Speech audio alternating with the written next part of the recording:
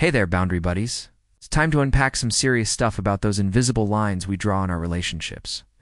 Get ready because we are getting into the world of healthy boundaries and how our upbringing might have messed with our ability to set them. Let's start with a little story about Janet and Roger. These two lovebirds thought they had it all figured out, but boy, were they in for a surprise. Janet grew up with parents who practically bubble-wrapped her entire existence, while Roger's folks were more like a do-whatever kid.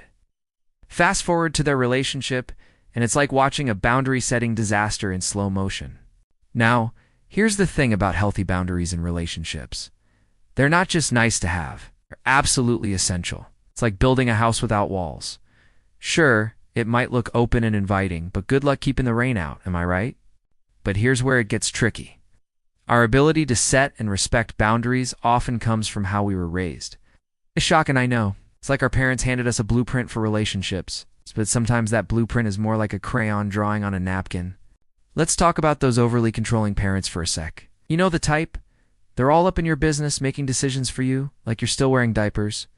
They're the ones who'd read your diary and call it parental concern. If this sounds familiar, you might find yourself turning into a people-pleasing machine, unable to say no, even if your life depended on it. On the flip side, we've got the parents who were more hands-off than a germaphobe at a petting zoo. They set about as many rules as a blank piece of paper and consequences. Please, that was just a big word they couldn't be bothered to look up. If this was your childhood, you might find yourself letting others stomp all over your boundaries like they're in a mud wrestling competition. Now, I can hear some of you thinking, but wait, isn't it good to be easygoing? Sure, being flexible is great. When you're doing yoga, not when you're setting boundaries. There's a fine line between being accommodating and being a human doormat, and that line is called self-respect. Back to Janet and Roger. Janet, bless her heart, couldn't say no to save her life. She'd agree to plans she hated, take on extra work she didn't want, and let Roger's dirty socks colonize her side of the bed. Roger, on the other hand, had no concept of personal space. He'd answered Janet's phone, read her emails, and once even tried to accompany her to a gynecologist appointment. Yikes. Their relationship was like a boundary-free zone, and let me tell you, it wasn't pretty. Janet was stressed and resentful, while Roger was oblivious and overbearing. It was a recipe for disaster, or at the very least, a really awkward dinner party. But here's the kicker. Neither of them realized there was a problem. They thought this was just how relationships worked. Talk about a wake-up call, right? So, how do we fix this mess? Well, it starts with recognizing that boundaries aren't just okay, they're necessary. They're not walls to keep people out. They're guidelines to let the right people in the right way. It's time to channel your inner toddler and learn to say no again. Remember how good you were at it when you were 2 or 3? Yeah, let's bring that energy back, minus the temper tantrums. For those of you who grew up with helicopter parents, it's time to take the controls of your own life. You're the pilot now, and you get to decide where your boundaries are. It might feel uncomfortable at first, like wearing shoes on the wrong feet, but trust me, it gets better. And for those who had the whatever parents, it's time to realize that you're allowed to have limits. You're not being mean or difficult by having boundaries. You're being a healthy, self-respecting adult. Now, I know what some of you are thinking. But what if setting boundaries makes people not like me? Well, here's a truth bomb for you. Anyone who doesn't respect your boundaries doesn't respect you. And do you really want those people in your life? That's like keeping moldy cheese in your fridge because you're afraid of offending it. Let's get a little controversial here. Some people might say that strong boundaries make for cold, distant relationships.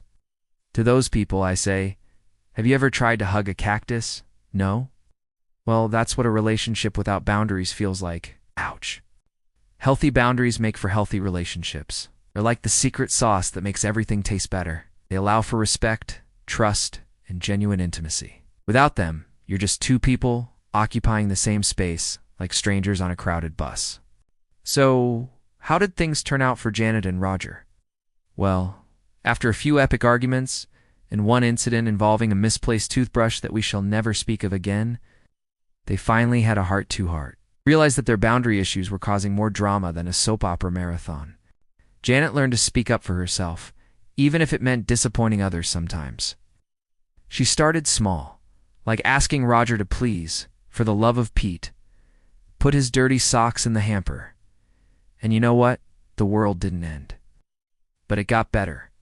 Roger, bless his boundary-challenged heart, had to learn that Janet was a separate person with her own thoughts, feelings, and need for privacy. It was a shock to his system, like finding out that wrestling isn't real. But he adapted, and their relationship improved. Now, I'm not saying it was easy. Changing lifelong patterns is about as fun as a root canal, but it was worth it. Janet and Roger went from a boundary-free disaster to a couple who could respect each other's limits while still being close. So, my boundary-setting friends, it's time to take a good, hard look at your relationships. Are you letting others cross your lines like they're not even there? Or are you stomping all over other people's boundaries like you're Godzilla in Tokyo?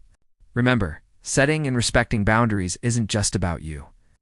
It's about creating relationships that are healthy, respectful, and genuinely fulfilling.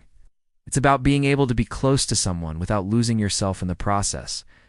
So go forth and set those boundaries. Be clear, be firm, and be respectful. And remember, anyone who gives you a hard time about your boundaries probably needs to work on their own. Here's to healthy relationships, clear communication, and never having to pretend you're okay with your partner's dirty socks on your pillow. You've got this, boundary buddies. If you have resonated with anything from this video, hit like, subscribe, and do share with anyone who needs to hear this truth.